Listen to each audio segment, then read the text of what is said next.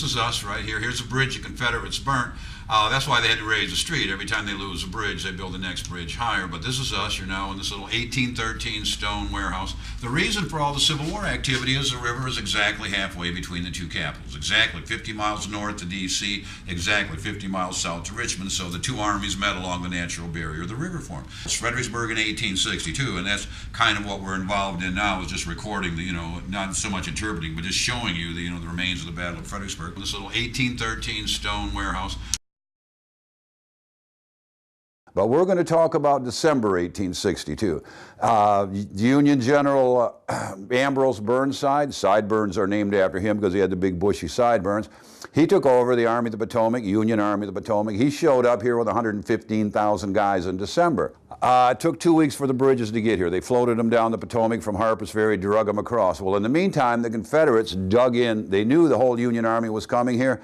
The Union Army starts putting the bridge across the river early in the morning. It's foggy, right at dawn. The fog lifts. Sharpshooters in all these buildings kept killing the engineers. 5th Florida troops physically occupied this building. It made Union General Burnside mad, and he shelled the city. He shelled it from dawn till about 2:30. I talked to one of the park historians, and they figured about 8 hours the city was under bombardment. This is what they're firing into the city. This is a 12-pound Union solid shot. This was found a block away on Caroline Street during some road construction back in 1968, trying to knock down the buildings and collapse the masonry. The other 99 were designed to hurt people. This was hollow, full of gunpowder. This one, gunpowder and lead balls, called case shot. Both of these had a firecracker fuse like this guy screwed into it. Right up here. This one was screwed in here. The blast, or the heat from firing the cannon, lit the fuse. As it traveled through the air, the fuse would burn in, and the trick was cut the fuse the right length so it'd burn in, hit the gunpowder, explode directly over your enemy. And kind of last but not least, here's a piece of shrapnel we found on top of the wall above the window. 6 years ago, we cleaned on top of the walls here at the old stone warehouse, and we found a shell fragment or a piece of shrapnel. No one had cleaned up there since December 1862.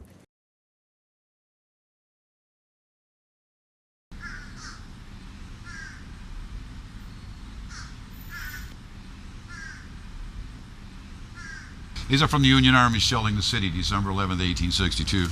This is our most obvious one right here, to the left of the window. Two more over here. These are full of mortar later on. And then two more up here. These kind of worn out, but you can see the impact marks here, a little bit worn out. These are just 12-pound solid shots. These are just solid balls of iron, and they're trying to knock down the buildings and collapse the masonry. See the metal plate to the left of the door up here? Count 4 stones up from that. See where the cannonball actually skidded across the corner of the stone and hit the next one? And it's got a little spot of mortar in it now. We're down in the basement. The original brick floor of the building, covered with 3 feet of flood deposition. Every time the river flooded, the mud poured in the windows. The doorway had been plugged up. The doorway at the end of the building had been plugged up, so we have 3 feet of flood deposition. As we dig it out, we found this impact mark here on the brick floor. This is from the Civil War, 12-pound Union solid shot. Came in, hit a rafter, got deflected straight down, went through all of our floors, probably made a terrible racket, and you can see the impact mark on the brick floor. If you look just to the right of this lower nail here, you'll see a slight impact mark on the brick floor. That's where another cannonball again came in the end of the building. We think hit a rafter, ricocheted down through it, and finally ended up down here. But we'll trace these holes and we'll go all the way up through the building. All right, we've just come up to the basement, from the basement, the very bottom of the building. We're now on original street level. Across from me, you can see the old doors and windows full of concrete. Every time they lose a bridge, they build the next bridge higher. Every time they raise a bridge, they raise a street. So the front of the building got buried. But anyway, we were looking at cannonball impact marks on the brick floor. We're right up above the one by the 2 pink ribbons, but you'll notice there's no hole here in the floor. You'll also notice that the floor is circular saw, and circular saw didn't show up until 1850, so we know this floor is a replacement. But I've been told by descendants of the family that owned this, there were 326 dead Union soldiers stacked like cordwood on the floor here. I think it just got a little weird, and so they put a new floor in and replaced the old floor, which is probably pretty funky. But what's interesting now, if you look straight up above me, you'll see the hole. Now this hole corresponds with the impact mark on the brick floor by the 2 pink ribbons. I'm not used to looking for them down here. Now see the hole here. We have new floors over our old floors, but you can see the impact mark where this cannonball came through. Now, with this one here, hit a rafter, came down like the other one over there and smashed through 3 wooden floors and ended up with a big thump down on the brick floor in the basement. So I imagine there was a lot of racket in here on December 11th, 1862. Well, 7 years ago, we started cleaning on top of the walls, just getting all the crud off, and we found this hole. Once the Union Army took possession of the city, the Confederates withdrew to the high ground, Marie's Heights. They're firing back. They're trying to hurt people. They're firing exploding kind. That shell burst out front. That fragment came in, and it was a round shot. You can see the profile of it. But anyway, that fragment came in and splintered along the ceiling here, so we call this friendly fire.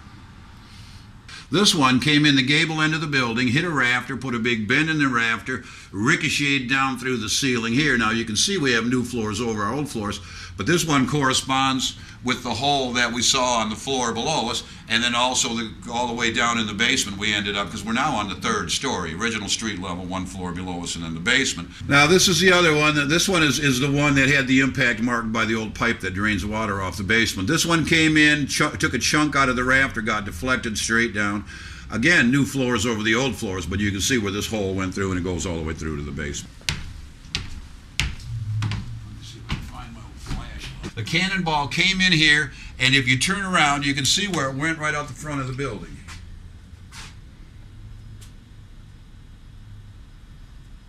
What I want you to notice is the hole right here in the stone wall. The cannonball, and this is the one that we were looking at behind the desk, but that cannonball came in through 18 inches of stone, put a big hole in our rafter. You can see here, and this is like a 6-inch piece of wood right here, but you can see where it came through. See the splinter mark here. But also notice these 2 collars are brand new.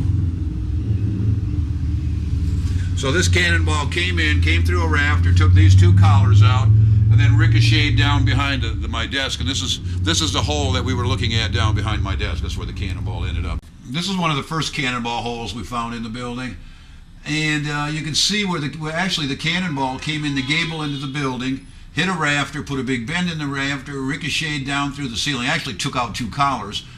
Put a big hole in one of the rafters after going through 18 inches of stone, but then it ricocheted down here, stuck in the ceiling, and you can see where they physically had to chop it out. Probably sold it for scrap metal after the war.